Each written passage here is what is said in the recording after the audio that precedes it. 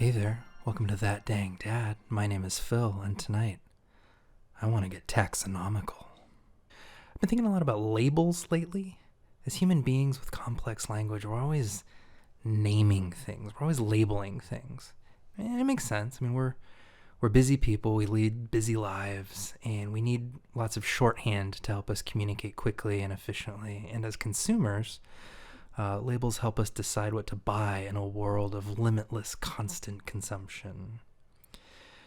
For example, if I say I don't like big budget superhero movies, you immediately know that I'm talking about Marvel and DC movies and that certain style of filmmaking.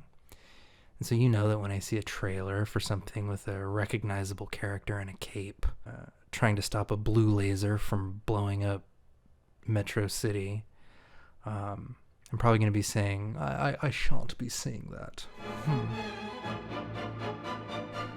These little labels that we attach to goods help us find and talk about our consumption choices in a way that means we don't have to spend 30 minutes defining genres and gameplay loops every time that we want to talk about a game that reminds us of Dark Souls. And as social beings, we also use labels to try to figure out who our people are very quickly. We like to sort people into categories because it makes interaction a little easier to handle at first. Now, a cynical person might say that, at least in America, our identity as consumers has infected the way that we treat stuff like politics and religion and relationships. A cynical person might say that. I'm not saying that. I'm just telling you what a cynical person might say. So here's a fun example that will make no sense to anybody outside of evangelical Christianity circa, 1995, 6, 7, something like that. So back when I was going to church, it was not uncommon to try to figure out someone's eschatology. So when that southern potluck was bumping and the sweet tea was flowing, you might say something like, so what are you, premillennial, pre-trib, mid-trib? And if you were me, you'd go, ugh, no, I'm amillennial.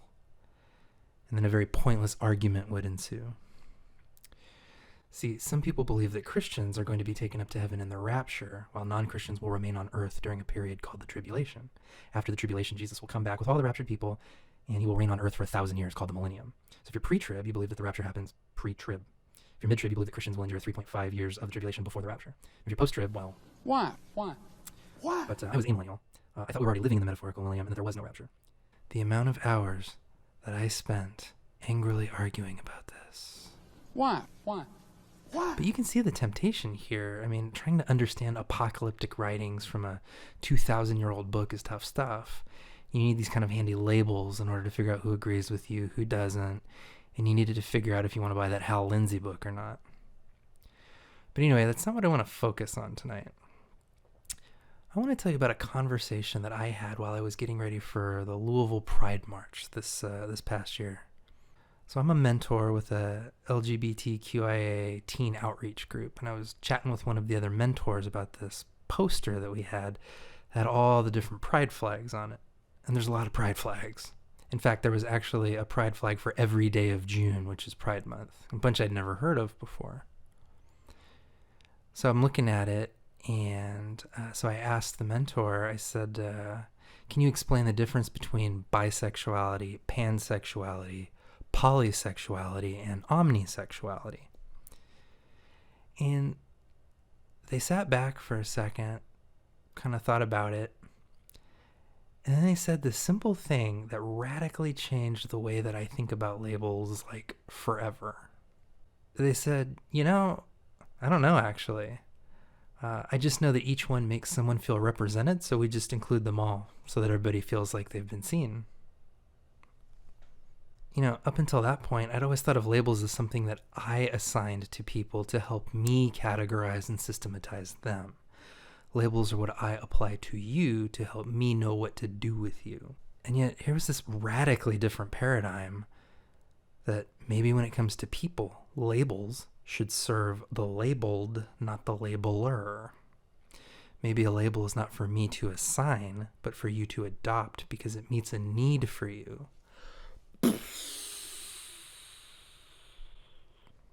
Not to get too inside baseball on this, but this is actually kind of a big issue in the queer community, is trying to sort out who's what.